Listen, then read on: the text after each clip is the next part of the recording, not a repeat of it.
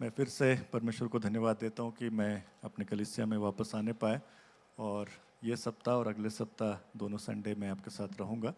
और बीते दिनों में पिछले महीने में हमने देखा महान आज्ञा के विषय में, किसी को याद है महान आज्ञा के बारे में बात किया था? इसमें हमने पाया कि परमेश्वर क्या चाहते हैं ना, सारे आज्ञा, इतनी सारी आज्ञाएं हैं, उसमें से कौन सी एक महत्वपूर्ण आज्ञा है करके यीशु से किसी ने पूछा, तो यीशु ने उनको उत्तर दिया, परमेश्वर से प्रेम करो और अपने पड़ोसियों से अपने समान प्रेम करो। संक्षेप में दे चाहे तो उसके साथ साथ एक और जुड़ा हुआ चीज़ है जो हम सबको परमेश्वर की ओर से हमेशा याद रखना है, जिसके विषय में हम आज और अगले सप्ताह देखेंगे, महान आदेश के विषय में, ग्रेट कमीशन जिसको बोलते हैं अंग्रेजी में। यीशु मसीह ने स्वर्गारोहण से पहले अपने चेलों को अपने पास बुलाया और उनसे बात करके कुछ बातों को कहा था। वो हम लोग महान आदेश के रूप में उसको जानते हैं। मैं सुबह तेलुगु और इंग्लिश सर्विस में इसके बारे में बोल चुका हूँ और उसी बात को हिंदी सर्विस में भी हम लोग आज बोल रहे हैं परमेश्वर की ओर से। और आज एक खास बात है आप लोगों के लिए, हिंदी सर्विस वालों के लिए स्पेशल ट्रीट है, क्योंकि अभी तक जितना भी मैंने बोला सीधा हिंदी में बोल रहा था, यहाँ कुछ दिखा नहीं पा रहे थे हिंदी में, लेकिन हमारे भाई को परमेश्वर ने अनुग्रह दिया, भाई अभिषेक को, उसने पूरा हिंदी में ट्रांसलेट कर दिया और ऑफ कोर्स मैंने मदद किया, कहीं कहीं स्पेलिंग्स कुछ गड़बड़ था वो सब ठीक किया। और आज पूरा जो है हिंदी में हमारे पास प्रेजेंटेशन भी होगा और नोट्स भी होगा। जो नोट्स आपके पास ये जो है पावर पॉइंट का आपको QR कोड भी दिया जाएगा, जिससे आप हिंदी में भी इसको नोट्स को निकाल सकते हैं। तो बहुत खुशी की बात है, परमेश्वर को धन्यवाद देते हैं कि हम लोग हिंदी में भी अब नोट्स निकालने लगे हैं। इसमें मेरा ज़्यादा सहयोग नहीं है, भाई अभिषेक के लिए हम धन्यवाद देंगे कि उसने मेहनत किया और काम किया। तो आज हम जो विषय पे बात करेंगे, ये महान आदेश के विषय में। हम सबको याद होगा ये मत्ती रचित सुसमाचार में 16 अध्याय में 28 अध्याय में 16 से लेके 20 में हम लोग इसको पढ़ते हैं। मत्ती रचित सुसमाचार उसका 28 अध्याय उसका 16 से लेके 20 में इसको पढ़ते हैं। यहाँ पर ऐसा लिखा है, 11 चेले गलील में उस पहाड़ पर गए जिसे यीशु ने उन्हें बताया था। उन्होंने उसके दर्शन पाकर उसे प्रणाम किया, पर किसी किसी को संदेह हुआ। यीशु ने उनके पास आकर कहा, स्वर्ग और पृथ्वी का सारा अधिकार मुझे दिया गया है, इसलिए तुम जाओ और सब जातियों के लोगों को चेला बनाओ और उन्हें पिता और पुत्र और पवित्र आत्मा के नाम से बपतिस्मा दो और उन्हें सब बातें जो मैंने तुम्हें आज्ञा दी है मानना सिखाओ, और देखो मैं जगत के अंत तक सदा तुम्हारे संग हूँ। ये इसको हम लोग ग्रेट कमीशन बोलते हैं और इसको हम लोग हिंदी में महान आदेश बोलते हैं। और सचमुच में एक आदेश है। ये जो शब्द कमीशन है आर्मी में यूज़ किया जाता है, और आर्मी में जब किसी को जॉब लगता है, चाहे वो कैप्टन हो, सिपाही हो, मेजर हो, कर्नल हो, कुछ भी हो, उनको कमीशन किया जाता है। ये शब्द आपने सुना होगा, जो कमीशन इनटू आर्मी बोलते हैं। कमीशनिंग का मतलब ये है कि आपको एक जिम्मेदारी सौंपी जा रही है और उस जिम्मेदारी को आपको निभाना ही है। आर्मी में आपको जो जिम्मेदारी दी गई है, अगर आप उसको नहीं निभाते तो पता क्या होता है, उसको बोलते हैं कोर्ट मार्शल, भगोड़ा घोषित करेंगे और आपको मतलब बुरी तरीके से वहां से निकालेंगे और सजा भी होता है। कमीशनिंग में ये नहीं कि हम लोग इस्तीफा दे के भागे, नहीं, आपको कमीशन किया गया, इस्तीफा दे सकते हो, बोल सकते मेरे बस का नहीं, लेकिन आपने जिम्मेदारी लिया और नहीं काम किया तो आपको भगोड़ा घोषित करेंगे और आपको देशद्रोह का भी लांछन लग सकता है। Commissioning is a very serious word कि आपको ये समझना होगा, एक जिम्मेदारी दिया गया तो आपको करना है। तो ये जो ग्रेट कमीशन की जब हम बात करते हैं तो ये एक ऐसा आदेश है, किसके द्वारा? परमेश्वर के द्वारा।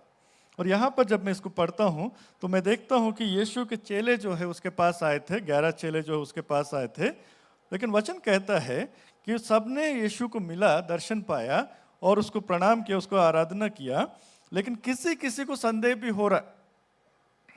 यही चेले, ये कौन चेले हैं जिसने यीशु मसीह को पूरे बड़े बड़े कार्य करते हुए देखा, यीशु का मृत्यु को देखा, पुनरुत्थान को भी देखा, उसके साथ बातचीत किया, उसके बाद भी संदेह कर रहे? तो यीशु मसीह जो है उन लोगों से बात कर रहे हैं, पूरा विश्वास है, थोड़ा बहुत कम विश्वास उन लोगों से बात कर रहे हैं। लेकिन पहला चीज क्या बोल रहे हैं यीशु मसीह उनसे? स्वर्ग और पृथ्वी का सारा अधिकार मुझे दिया गया है, इसलिए तुम जा करके, आगे हम देखेंगे क्या करना है। जब मैं स्वर्ग और पृथ्वी पर अधिकार के विषय में सोचता हूं तो परमेश्वर मुझे याद दिलाते हैं कि उनका अधिकार तो है, जैसा उन्होंने कहा है परमेश्वर का अधिकार सब पर है।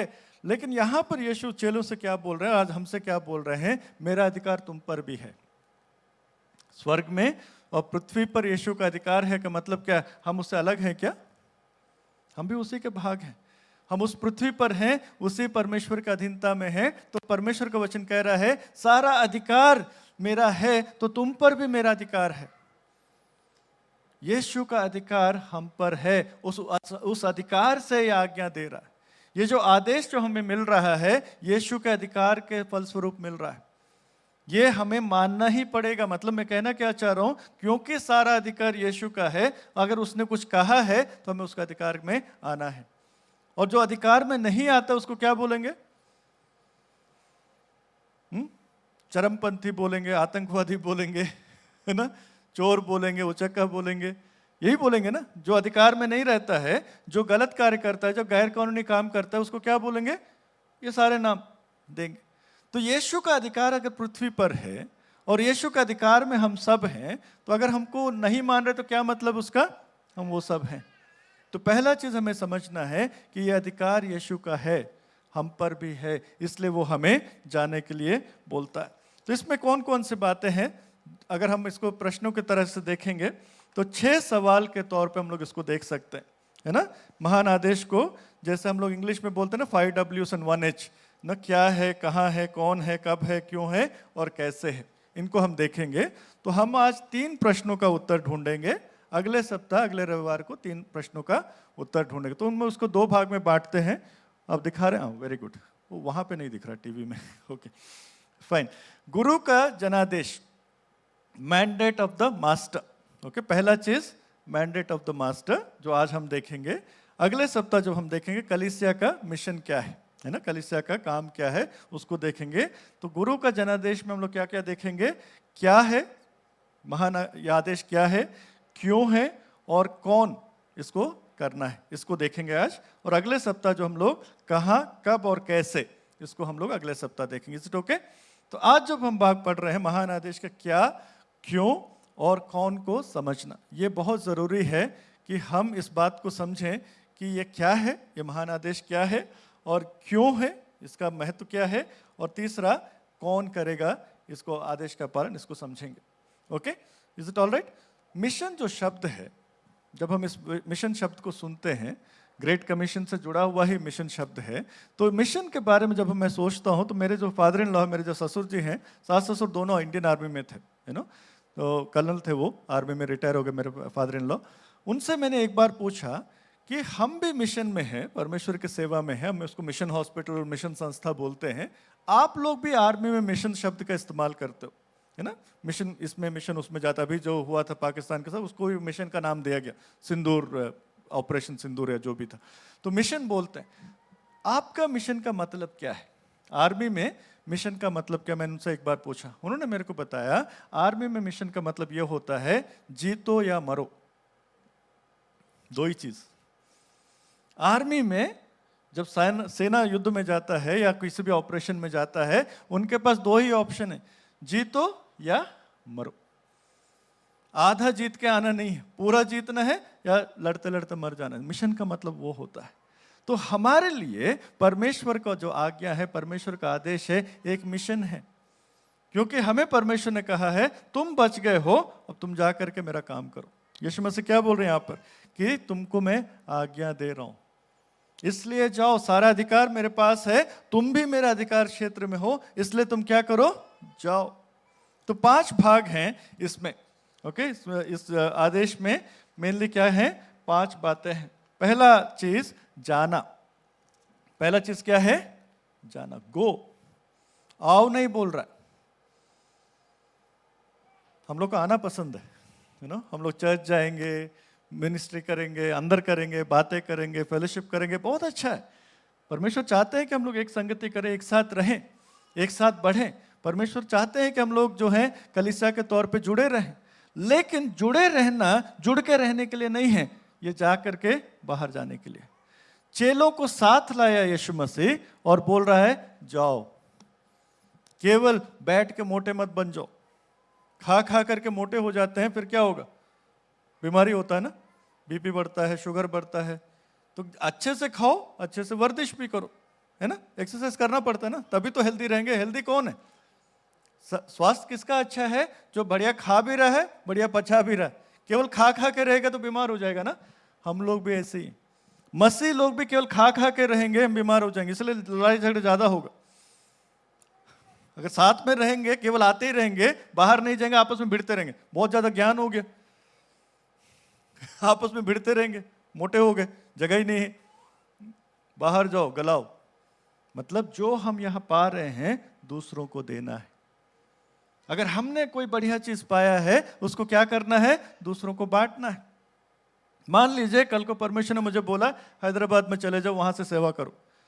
मैं अगर यहाँ आने चाहूंगा ना, आप में से कई लोग जो मुझसे प्यार करते हैं आके बोलेंगे अन्ना इस जगह में घर ले लेना, यहाँ पे सस्ता मिल रहा है, यहाँ पे अच्छा है। अगर आप मुझसे प्यार करोगे बताओगे ना, बिना पूछे बताओगे, अन्ना मैंने सुना आप आ रहे हो हैदराबाद, आप इस जगह में रहो, यहाँ का एरिया अच्छा है, यहाँ पानी कम, वाटर लॉगिंग होता है, बाढ़ नहीं आता यहाँ पे, यहाँ पे किराया कम है, यहाँ पे जो है काम वाले आराम से मिल जाते हैं, यहाँ पे पब्लिक ट्रांसपोर्ट पास है। बिना पूछा बताओ, क्योंकि आप मुझसे प्यार करते हो, क्योंकि आपको मालूम है क्या अच्छा है। तो कलीसिया में जब हम हैं, वचन क्या बोल रहा है? जाओ बाहर, केवल अंदर मत बैठे रहो, कलीसिया में आओ, जो मिलता है उसको बाहर जाके बांटो। पहला काम महान आदेश का यह है, जाना, बाहर जाना, और ये आदेश इसको याद रखिए। दूसरा चीज, चेला बनाओ। यीशु मसीह क्या बोल रहे हैं? चेले बनाओ। किसके चेले बनाओ? अपने चेले या यीशु मसीह के चेले? कई बार हम अपना चेला बनाते हैं और बड़ा खुश होते हैं, ये मेरा चेला, और हम भी बड़े खुश होते हैं, ये हमारा गुरु है। सुना है आपने स्पिरिचुअल फादर, स्पिरिचुअल सन? यीशु ने बोला अपने बाप को भी बाप मत बोलो, बाइबल बोला, मैंने नहीं बोला, यीशु मसीह बोला। किसी को पिता मत कहो, किसी को गुरु मत बोलो, यीशु मसीह ने बोला, केवल एक ही है हमारा पिता। लेकिन यीशु मसीह जब बोले चेले बनाओ, तो किसके चेले बनाओ? यीशु के चेले बनाओ। हम किसके चेले बनाते हैं? अपने चेले बनाते हैं। मुझे मेरे चेले नहीं बनाने हैं, यीशु के चेले बनाने। और मैं कब यीशु का चेला बनाऊंगा? जब मैं खुद चेला होऊंगा। मैं खुद ही किसी का चेला हूं तो यीशु का चेला कहां से बनाऊंगा? इसलिए never run after profits, never run after people. कई बार हम लोग क्या करते हैं? प्रचारकों के पीछे भागते हैं। आज सुबह मैं इंग्लिश सर्विस में पूछ रहा था, आप इस कलीसिया में क्यों आ रहे हो? अगर पास्टर चैतन्य की वजह से आ रहे हो, या पास्टर यशवंत की वजह से आ रहे हो, या मैं बीच बीच में तो इसलिए आ रहे हो, फिर आप यीशु के चेले नहीं हो, आप हमारे चेले हो। बात समझ रहे? परमेश्वर को धन्यवाद दीजिए कि ऐसे अगुवे परमेश्वर ने दिया है, लेकिन चेला आपको किसका बनना है? यीशु का बनना है, किसी व्यक्ति का नहीं।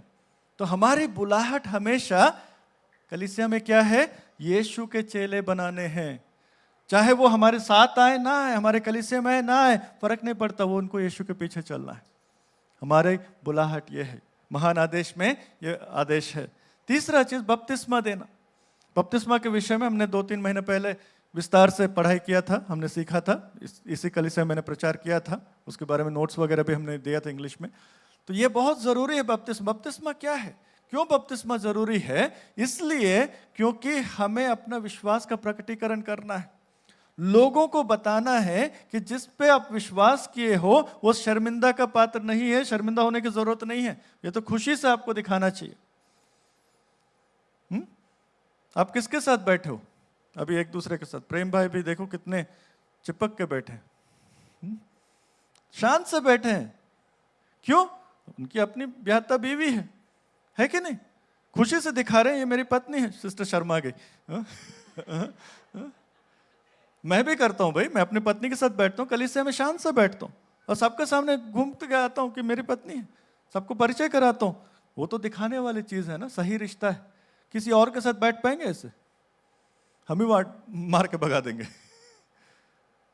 यीशु के साथ मेरा रिश्ता है, उसको मैं क्या कर रहा हूं? बपतिस्मा के द्वारा फ्लॉन्ट कर रहा हूं, मैं दिखा रहा हूं, दुनिया को बता रहा हूं मैं यीशु का बच्चा हूं। बपतिस्मा वही है। Baptism is actually declaration of your faith. आप अपने विश्वास को, आप अपने यीशु मसीह के साथ रिश्ता को क्या कर रहे हो? जग जाहिर कर रहे हो, बता रहे हो कि मैंने पिता पुत्र पवित्र आत्मा के नाम से नया जीवन पाया है। वो छुपाने की बात नहीं है, वो दिखाने की बात है। महान आदेश ये है कि ना केवल हम लोगों को यीशु का चेला बना रहे हैं, उसकी आज्ञा के अनुसार बपतिस्मा के लिए भी प्रेरित कर रहे हैं कि आप अपना विश्वास को दिखाइए। छुपाने की बात नहीं है, दिखाने की बात है। बपतिस्मा वही है, इसको कॉम्प्लिकेट मत करिए। अगर आपने विश्वास किया है यीशु मसीह पर, अब उसका आज्ञा मानना है, आपने बपतिस्मा ले लिया, खत्म। उसके ऊपर विस्तार से मैंने ऑलरेडी प्रीच किया है, इसलिए डिटेल में नहीं जा रहा हूँ। लेकिन सिंपल चीज़, मेरे मन में जो बात हुई है, मैं अपने दुनिया को बता रहा हूँ कि मेरे जीवन में यीशु ने काम किया है और उसने आज्ञा दिया है, पिता पुत्र पवित्र आत्मा के नाम से बपतिस्मा लो। इसलिए मैं लोगों को प्रेरित करूंगा कि आप बपतिस्मा लीजिए। और चौथा चीज़ क्या करते हैं, आज्ञाकारिता सिखाना। चेले केवल विश्वास करने से नहीं बनते, चेले बनते हैं आज्ञाकारिता में चलने के द्वारा। यीशु मसीह ने कहा, जो बातें मैंने तुम्हें आज्ञा दी है, मानना सिखाओ। अब हम मानना कैसे सिखाएंगे जब खुद ही नहीं मानते? हम बोलते हैं, प्रचार करते, प्रेम करो, खुद ही प्रेम नहीं करते। हम बोलते हैं कि माफ करो, खुद ही माफ नहीं करते। तो आज्ञाकारिता सिखाओ का मतलब क्या है? खुद आज्ञाकारी बनो और दूसरों को सिखाओ। हमारे बच्चे हमें सिखाते हैं। मेरी बड़ी बेटी जब छोटी सी थी, 4-5 साल की थी, एक बार गर्मी की छुट्टियों की बात है, और मैं हॉस्पिटल से काम करके आया लंच टाइम में। तो जो घर में लड़की जो थी, काम करने वाली, जो बच्चे को देखती थी, उसने बोला, सर ये सुबह से कुछ खाई नहीं है, नहाई नहीं है, सुबह से टीवी देख रही लगातार। शिकायत किया बेटी का। अब मेरे को आ गया गुस्सा। मैंने बोला, वर्षा क्या कर रही, टीवी बंद कर। बोल करके मैं अंदर चला गया, खाना खाया, आधा घंटा लेट गया। मेरे को, और टीवी बंद था, आवाज़ नहीं आ रहा था। लेकिन इस लड़की ने क्या किया, टीवी बंद नहीं किया, म्यूट किया था। मैं बाहर आके देखा, टीवी तब भी चल रहा है। फिर से वही शिकायत है, सर देखिए सुन नहीं रही बात। मेरे को अब गुस्सा आया। मैंने बोला, वर्षा जाओ टीवी बंद करो। बड़े गुस्से से बोला। वो गई, टीवी बंद किया, और मेरे सामने से बड़बड़ाते हुए जा रही है। मेरे से मुंह के देखने नहीं बोल रही है, लेकिन बड़बड़ा के जा रही है, अपना तो क्रिकेट देखते रहते हैं। ये मेरे जीवन का सबसे बड़ा सरमन था, सीरियसली। मेरे लिए बहुत बड़ा सरमन था उसका बड़बड़ाना। उसने मेरे को एक सीख सिखाया कि बड़े आए मुझे ठीक करने वाले, खुद तो ठीक नहीं हो रहे हो। आज्ञाकारिता सिखाने का मतलब खुद आज्ञाकारी बनना, पहले उसके अधिकार में रहना, यीशु मसीह के अधिकार में रहना, और दूसरों को बताना, बेटा मैं बन पा रहा हूं यीशु की वजह से, तुम भी बनो। आज्ञाकारी होना सिखाना है। 5वीं बात महान आदेश में क्या है? मसीह की उपस्थिति पर निर्भर रहना।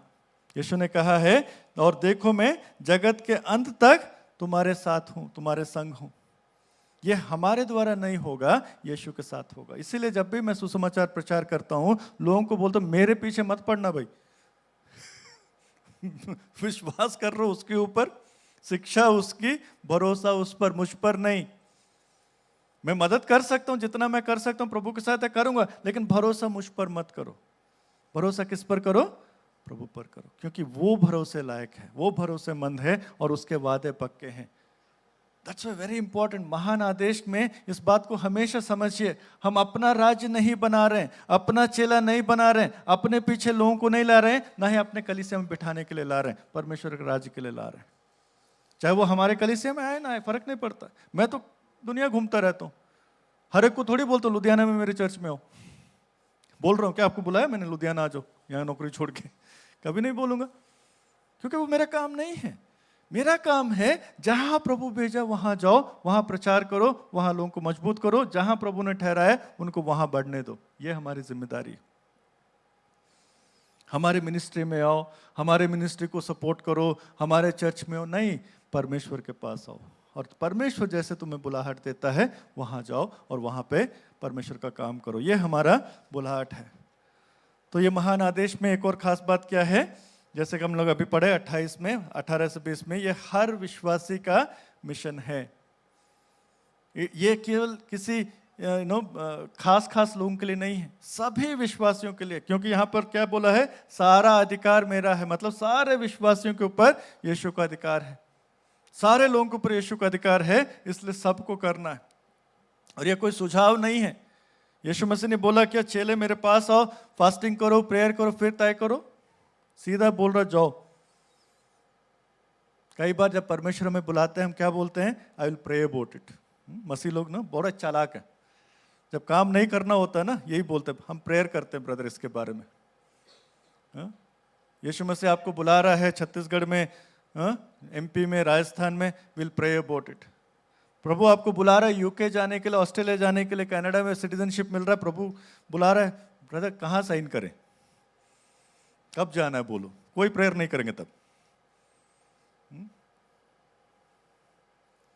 आदेश है ये, प्रभु ने बोला तो जाना है, सुझाव नहीं है, कोई विकल्प नहीं है, चॉइस नहीं है, ना ही आत्मिक वरदान है। कुछ लोग बोलते हैं ब्रदर ये सुसमाचार प्रचार करना तो उसके लिए गिफ्ट चाहिए, टैलेंट चाहिए।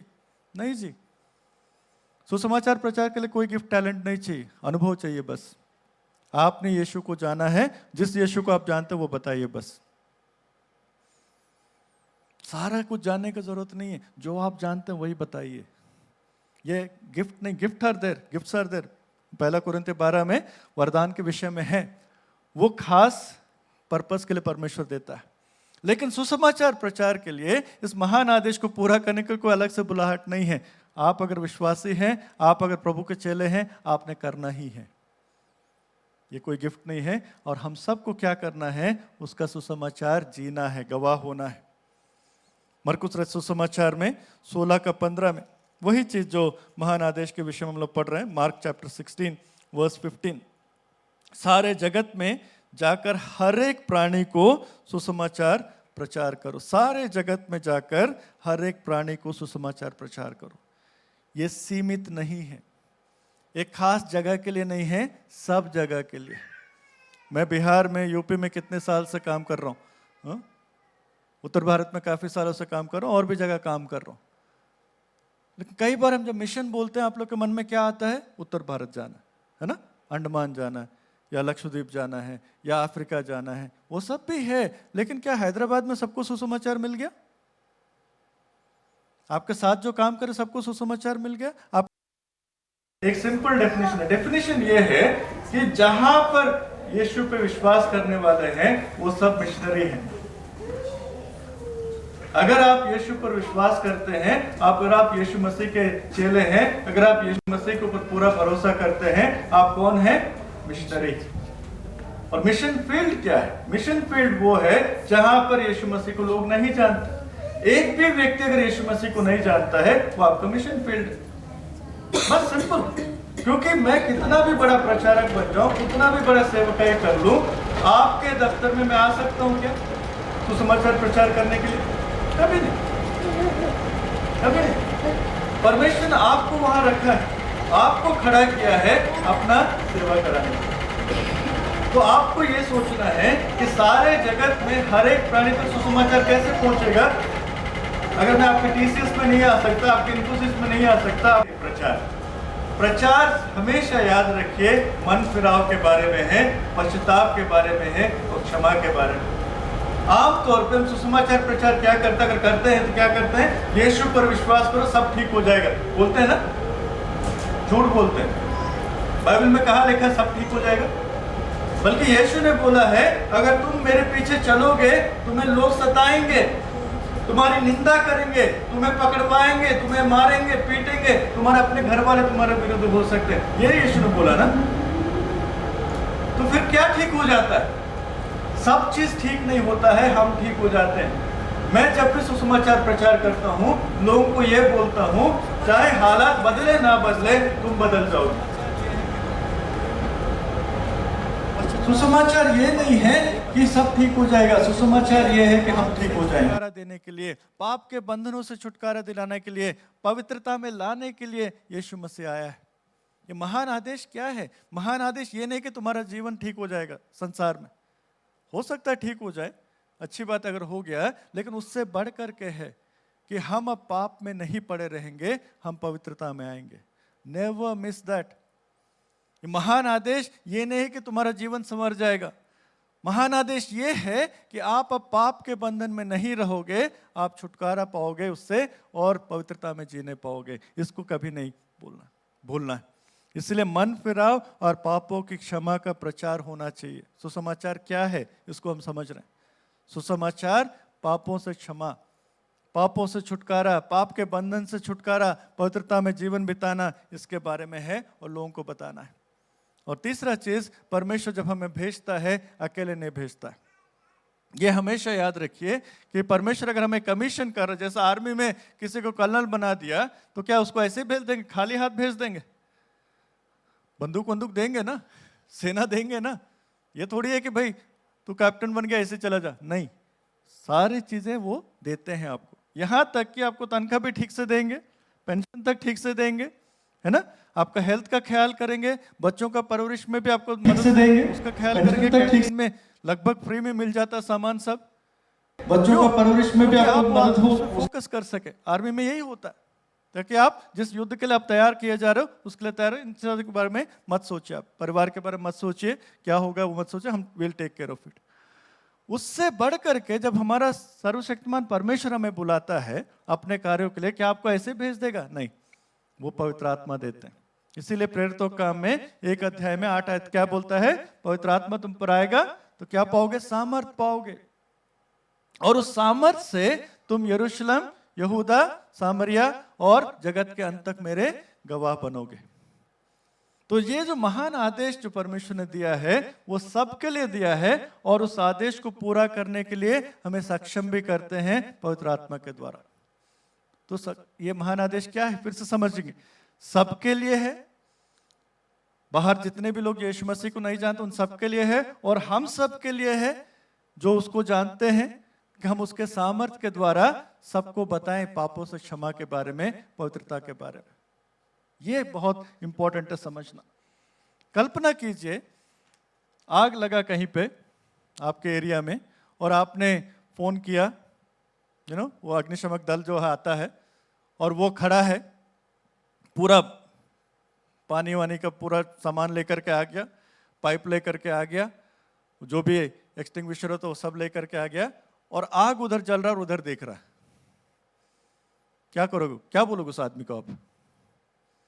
आग जल रहा है, पूरा बिल्डिंग जल रहा है, ये पूरा पानी वानी लेकर के खड़ा हुआ, बस पाइप लेके खड़ा हुआ, क्या करोगे उसको? बोलोगे बोलो नालायक उधर देखना इधर क्या कर रहा है, भर के क्यों लाया?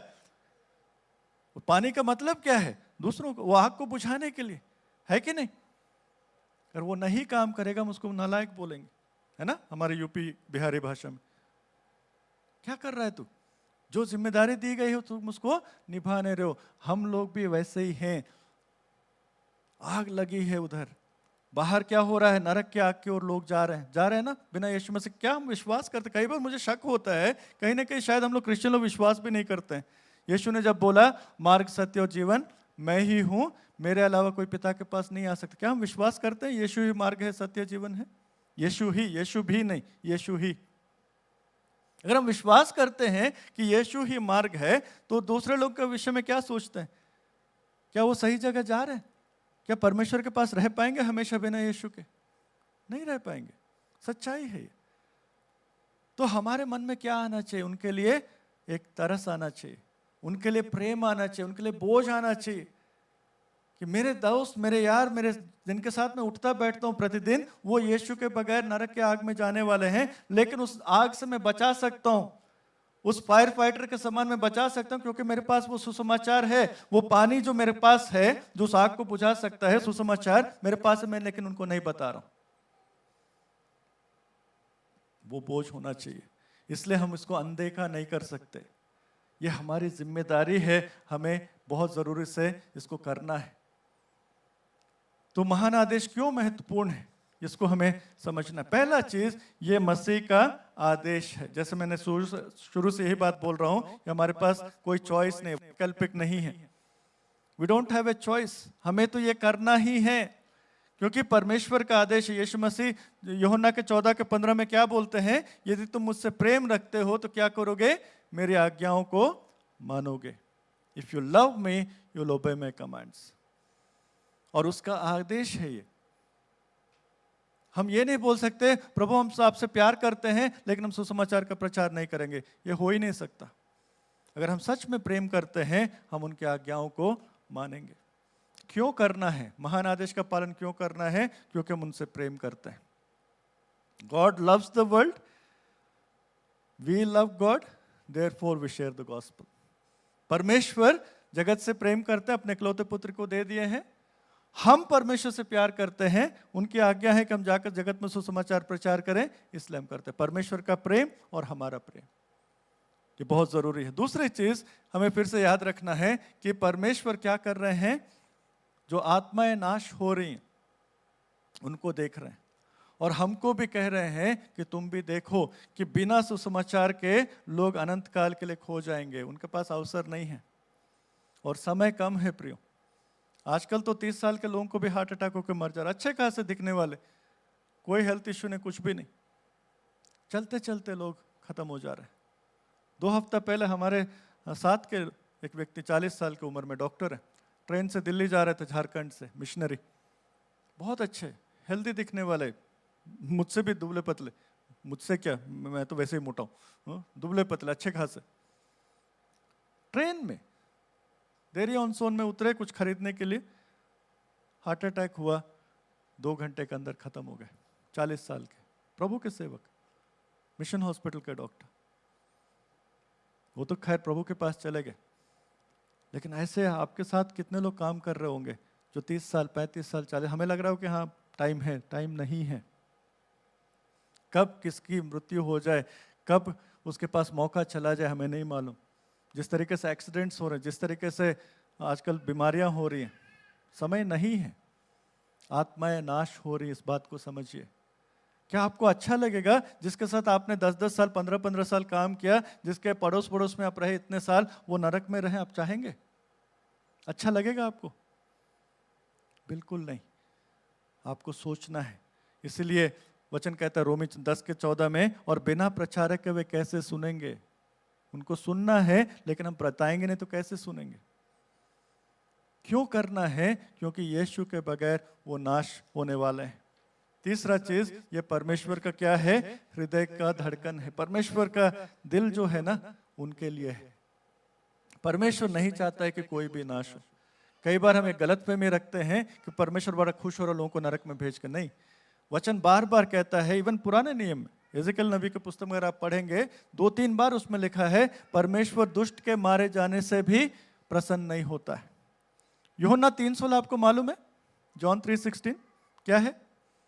परमेश्वर ने जगत से ऐसा प्रेम रखा, अपना इकलौता पुत्र दे दिया, ताकि जो कोई उस पर विश्वास करे नाश ना हो परंतु अनंत जीवन पाए। लेकिन 17 क्या बोलता मालूम है? 16 तो अच्छे से याद है, 17 क्या बोलता है? परमेश्वर ने अपने पुत्र को इसलिए नहीं भेजा कि उस पर दंड की आज्ञा हो, वो बचाने के लिए आया है। लेकिन दंड की आज्ञा कब होगी? जब वो दोबारा आएंगे, न्याय होगा। उससे पहले परमेश्वर चाहता है कि सब लोग बचाए जाए, सबको एक अवसर मिले कम से कम। इसीलिए दूसरा पत्रस 3:9 में क्या लिखा है? वो नहीं चाहता कि कोई नाश हो, परंतु यह कि सबको मन फिराव का अवसर मिले। ये कॉन्टेक्स्ट, यहाँ संदर्भ क्या है कि देरी है, यीशु मसीह के आने में देरी हो रहा है। लोग बोलते हैं ना ये विलंब हो गया। विलंब क्यों है? क्योंकि अभी सबको अवसर नहीं मिला है। परमेश्वर चाहते हैं कि सब जातियों को कम से कम एक बार अवसर मिले कि भाई यीशु मसीह आपके लिए आए हैं। अभी बहुत सारे ऐसे लोग हैं जिन्होंने यीशु का नाम तक नहीं सुना। ऐसे कई क्षेत्र हैं, ऐसे कई लोग हैं, और जो सुना भी है तो गलत सुना, सही यीशु के बारे में सुना नहीं है ना। काफी सारे लोग यीशु मसीह के बारे में सुनते हैं लेकिन उलट पुलट चीज। आजकल तो व्हाट्सएप यूनिवर्सिटी में बहुत कुछ चलता है, यीशु मसीह कश्मीर आया, सुना आपने ये कहानी? मरियम मगदलिनी से शादी कर लिया, बच्चे हो गए, पता नहीं क्या क्या, उल्टा पुल्टा सुनते, झूठी बातें। सच्चाई तो परमेश्वर के वचन में है, वो लोग नहीं जानते हैं। परमेश्वर लेकिन उनको भी प्यार करता है, जो ऐसे झूठी बातों पर विश्वास कर, उनसे भी परमेश्वर प्यार करते हैं। वो नहीं चाहते कि वो लोग नाश हो। ये परमेश्वर का हृदय का धड़कन है। और चौथा चीज, हम सुसमाचार के भंडारी हैं। क्यों सुसमाचार का प्रचार करना, क्यों इस ग्रेट कमीशन को, महान आदेश को मानना है? वो इसलिए क्योंकि परमेश्वर ने हमें उसका भंडारी मैनेजर बनाया, स्टीवर्ड बनाया। ये हमारा नहीं है, वो परमेश्वर का प्रेम है लोगों के लिए, लेकिन हमारे हाथ में सौंपा है। इसलिए पौलुस लिखता है 1 कुरिन्थी 9:16 में, अगर मैं सुसमाचार प्रचार ना करूं तो मुझ पर हाय, वो unto me if I do not preach the gospel। मतलब करना ही है, करके कोई मेहरबानी नहीं करता।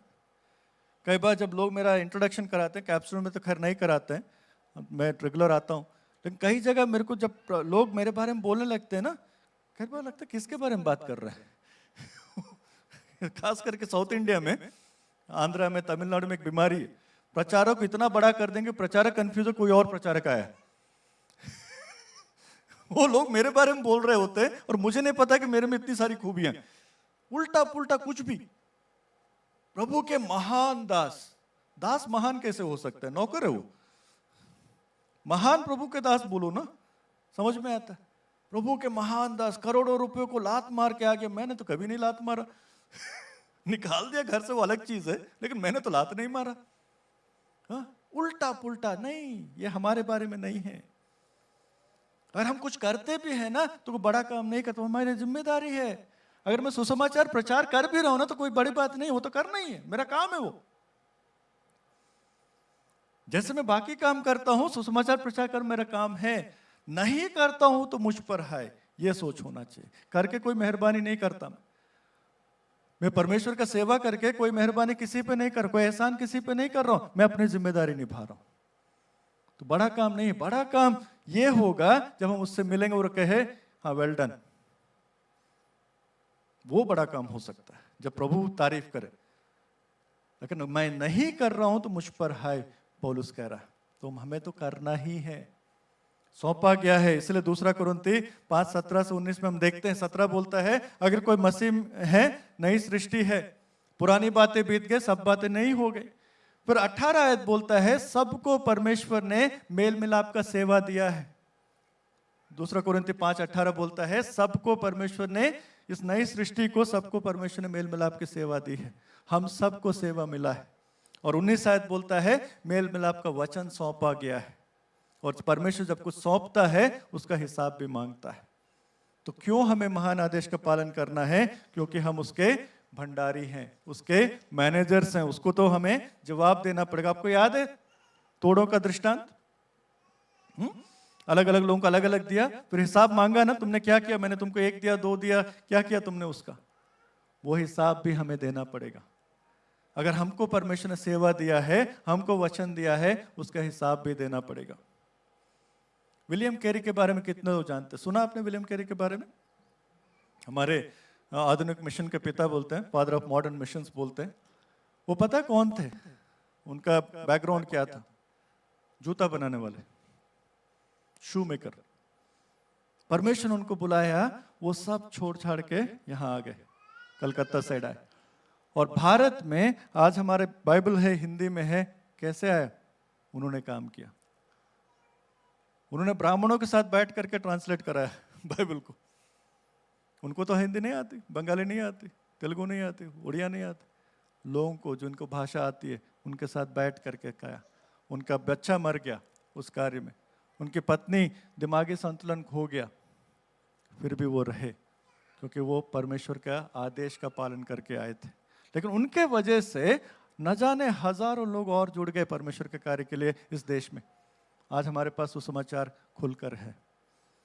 एक व्यक्ति उस आदेश का पालन किया। हमें भी परमेश्वर कह रहे हैं तुम जाओगे क्या, करोगे क्या? नहीं करोगे हिसाब मांगूंगा, वो भी बोल रहा है, लेकिन करना ही है। सो महान आदेश में कौन कौन शामिल होगा, कौन कर सकता है? हर विश्वासी, केवल पादरी या मिशनरी नहीं, सबको परमेश्वर ने बोला। इसलिए 2 कुरिन्थी 5:20 क्या बोलता है? इसलिए हम मसीह के राजदूत हैं, मानो परमेश्वर हमारे द्वारा विनती कर रहा है संसार से। इसलिए हम तुमसे कहते हैं, निवेदन करते हैं, मसीह में क्या करो? मेल मिलाप कर लो। तो हम सबको परमेश्वर ने बुलाया, केवल पादरी या मिशनरी नहीं। कई बार हमें लगता है कि ये प्रचार का काम पादरी लोगों का है। मुझे याद आता है, मैंने सुबह भी शेयर किया था, मेरा एक पेशेंट था बिहार में, बड़ा गंदा, पूरा मुंह में तंबाकू खा के ना, 25 साल 26 साल का लड़का। शादी करना था तो पूरा तो रंग दे बसंती हो गया था, मुंह पूरा लाल पीला होके बैठा था। तो शादी में फोटो अच्छा नहीं आएगा, इलाज कराने आया। तो मैं जब भी वो आए मिलता था, मैं बोलता ये मत कर यार, तंबाकू शराब ये सब छोड़, मर जाएगा, कैंसर हो जाएगा, ये हो जाएगा। तो 2-3 महीना वो कुछ नहीं बोला मेरे से, बार बार आए, अपना इलाज करके जाए। 3 महीने बाद जब ठीक ठाक हो गया, मैंने फिर लास्ट में बोला कि भाई अब संभल जा, हेल्थ का ख्याल कर, जवान है, मर जाएगा, बीमारी हो जाएगा। पता है मेरे से क्या बोलता है? डॉक्टर साहब अगर हम ये सब ना करें तो आप क्या करोगे? मुझ पे मेहरबानी कर रहा है बीमार होके। मैं बोला भाई तुम मेरी चिंता मत कर, अपनी चिंता कर। तो कई बार मुझे ना क्रिश्चियन लोगों से यही लगता, मसीह लोगों से यही लगता है कि डॉक्टर साहब, पास्टर साहब, अगर हमने बाइबल पढ़ लिया तो आप क्या प्रचार करोगे? तो हम बाइबल नहीं पढ़ेंगे, आप पढ़ के सुनाओ। आप मुझ पर मेहरबानी कर रहे हो, पास्टर पर मेहरबानी कर रहे हो ना। अगर हमने सुसमाचार प्रचार करना शुरू कर दिया, मिशनरी क्या करेगा? भाई उनकी चिंता मत करो, तुम अपनी चिंता करो। कई बार यही लगता है हम बाइबल क्यों नहीं पढ़ते हैं, हम प्रचार क्यों नहीं करते हैं? अरे हमने तो दे दिया ना चंदा, दशवांश दे दिया। आउटसोर्स ना, बेंगलोर हैदराबाद तो फेमस है आउटसोर्स करने के लिए। सारा धंधा पानी आपको आउटसोर्स से चल रहा है। हम अपना काम नहीं करेंगे, तुमसे कराएंगे। हमने चंदा दे दिया, तुम अपना धंधा संभालो, और हम लोग भी खुश हैं। तुम अनपढ़ रहो, हम आपको धोखा देते रहेंगे। लेकिन वचन के विरोध में है वो।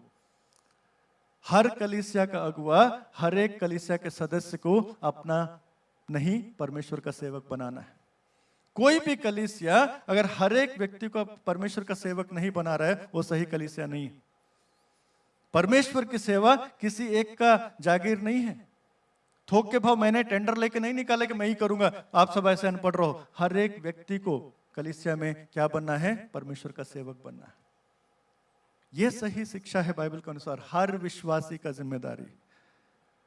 हर एक को मसीह का राजदूत बोला है, केवल पादरी को नहीं बोला है, केवल एल्डर को नहीं बोला है, केवल बिशप को नहीं बोला है, हर एक विश्वासी को बोला है। तो आप और मैं, चाहे हम पादरी हैं या हम कलीसिया के छोटे से छोटे सदस्य हैं, जवान हैं, कोई भी हैं, हम सब परमेश्वर के सेवक हैं। ये महान आदेश सबके लिए है, किसी एक के लिए नहीं है, सबके लिए है। आप सबको करना है। और दूसरा चीज, स्थानीय कलीसिया को करना है। कलीसिया मतलब हम लोग, बिल्डिंग नहीं। कलीसिया मतलब लोग, हम सब मिलकर के कलीसिया बनते हैं। तो एक कलीसिया की जिम्मेदारी है कि सब मिलकर के काम करें। आप जब आपस में बात करते हो, कभी कभी कम से कम बीच बीच में पूछ लिया करो कि तुमने गवाही दिया किसी को बताया यीशु मसीह के बारे में? किसी ने आके आपसे पूछा यीशु के बारे में, आपने क्या जवाब दिया? बातचीत होती है ऐसे बीच बीच में कि बोलते रहते हो कि भाई 15 अगस्त को किधर जाएं, लॉन्ग वीकेंड है, लोग पिकनिक बना के रख दिया, हम तो सोचा ताडोबा जाएंगे, ये तीसरा बुला रहे। क्या बात करते हो? हाँ, हमेशा वही बिरयानी, वही मंडी बात करते हो या कुछ और भी बात करते हो? कलीसिया का काम है, हम सब का काम है एक दूसरे को प्रोत्साहित करना कि जाओ सुसमाचार का प्रचार करो। हमारी बातचीत में ये लाइफस्टाइल होना चाहिए। इस हफ्ते आपने किसी को सुनाया? इस हफ्ते कोई आकर के आपसे बात किया? स्थानीय कलीसिया ही लोगों को भेजती है। किसको? पौलुस और बरनबास को किसने भेजा? प्रेरितों का काम में 13 अध्याय में हम पढ़ते हैं ना, कलीसिया ने भेजा। मकदूनिया की कलीसिया, हाँ, दूसरा कुरिन्थी में हम पढ़ते हैं, अभी जो सिस्टर ने बताया था ना, हर्ष से दो, हाँ, वो मकदूनिया के कलीसिया के संदर्भ में लिखते हुए आगे बढ़ता है। लोग खुशी से दे रहे थे, लोग अपने आप को समर्पित किया। वो गरीब कलीसिया थी वो, लेकिन यरूशलेम के कलीसिया को सपोर्ट कर रहे थे ताकि परमेश्वर का काम पूरे जगत में हो सके। हमारी जिम्मेदारी है मिशन के लिए सोचना। पास्टर आके बोलने की जरूरत नहीं है, यहाँ के हमको अपील करने की जरूरत नहीं है। आप खुद आके बोलना चाहिए कि हम क्या कर सकते हैं सुसमाचार के लिए। हमें ट्रेनिंग चाहिए, वो भी आप बोल सकते हो। हमें और सिखाइए कैसे प्रचार करना, क्या करना। हम यहाँ पर स्ट्रगल कर रहे हैं, हमें उत्तर देना नहीं आया। मेरे भाई ने, मेरे दोस्त ने पूछा, मैं जवाब नहीं दे पा, आप हमें बताइए। कलीसिया को आपको बोलना पड़ेगा। कलीसिया हमेशा भेजना है।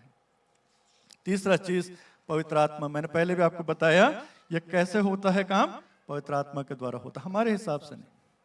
मैं हमेशा लोगों को बोलता हूं कि हम 24 घंटा तैयार हैं सुसमाचार प्रचार करने के लिए। इसका मतलब ये नहीं कि 24 घंटा प्रचार करते जा रहे, नहीं।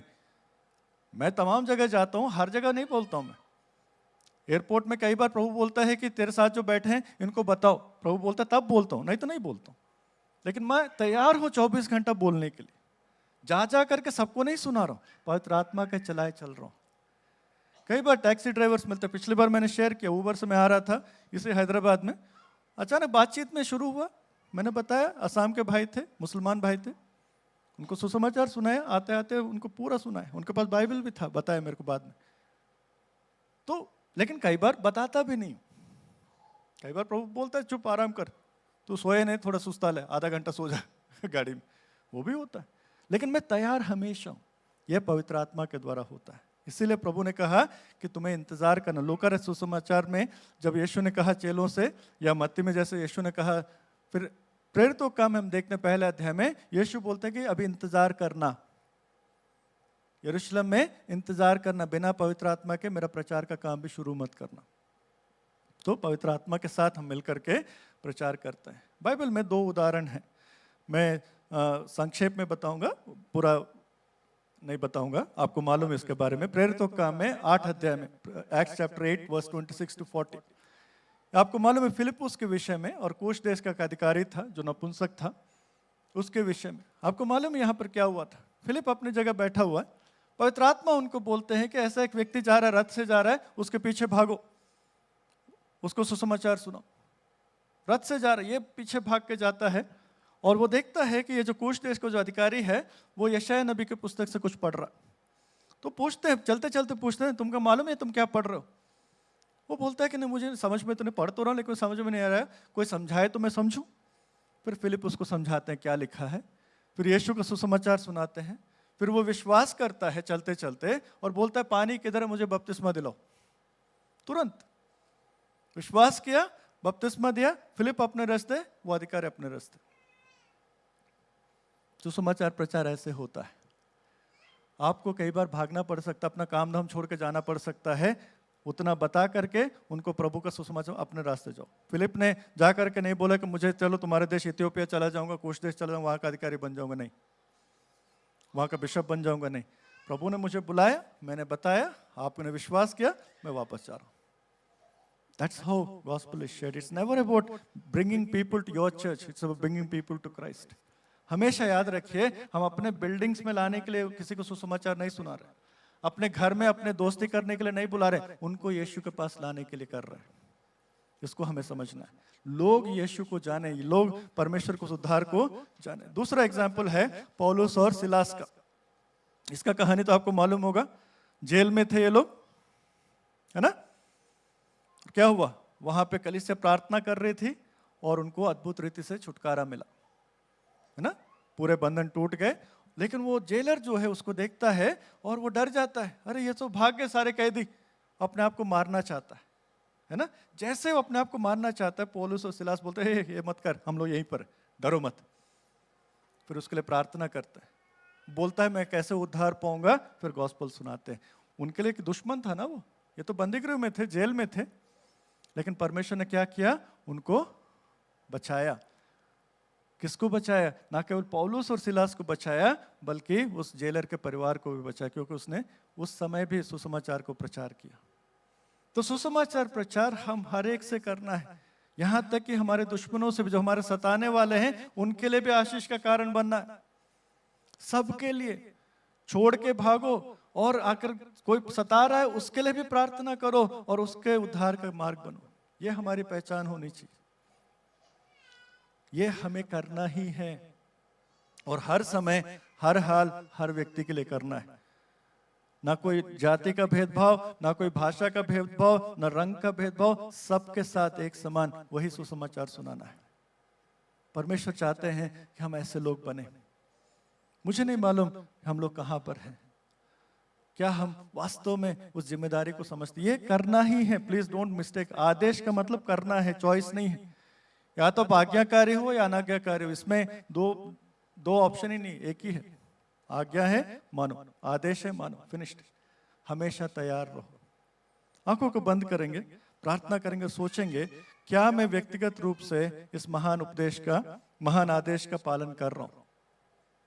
पिछले हफ्ते में, 10 दिन में, 1 महीना में, 1 साल में, क्या मेरा जीवन ऐसा था कि मैं लोगों को सुसमाचार सुनाया? और साथ साथ अपने कलीसिया के बारे में भी सोचे, क्या मेरा कलीसिया जो है सक्रिय रूप से सुसमाचार प्रचार के कार्य का समर्थन कर रही है, या उसके कार्य में शामिल हो रही? क्योंकि कई बार हम लोग जो हैं बाहरी तौर पे बातें करते हैं लेकिन करते नहीं, और नए लोग सुनना है, नए लोग प्रचार में शामिल होना है। हम एक दूसरे को प्रोत्साहित करना है कि हम एक दूसरे को ऐसा बनाएं कि हम सुसमाचार का प्रचार लगातार करें। इच्छा के अनुसार, परमेश्वर की इच्छा के अनुसार, हमारी इच्छा से नहीं, हमें परमेश्वर की इच्छा के अनुसार काम करना। आंखों को बंद करेंगे, प्रार्थना करेंगे, अपने आप को जांचते हुए कि हाँ प्रभु, हम आपके उस महान आदेश का पालन करना चाहते हैं, क्योंकि आप नहीं चाहते कोई भी नाश हो, क्योंकि आप नहीं चाहते कि कोई भी अनंत जीवन से वंचित हो। प्रभु, हम प्रार्थना करते हैं कि आप हमारे जीवनों में कार्य करिए। ऐसे प्रार्थना करें। Hallelujah, hallelujah, hallelujah. प्रेमी पिता परमेश्वर, धन्यवाद देते हैं इन वचनों के लिए, इस आदेश के लिए पिता जो आपने हमें दिया है। और पिता, ना केवल आदेश दिया है, उस आदेश को पूरा करने के लिए भी हमें सक्षम किया। पवित्र आत्मा दिया, पवित्र वचन दिया, पवित्र कलीसिया दिया, जिनके द्वारा पिता हम आपके इस कार्य को आगे बढ़ा सकते हैं।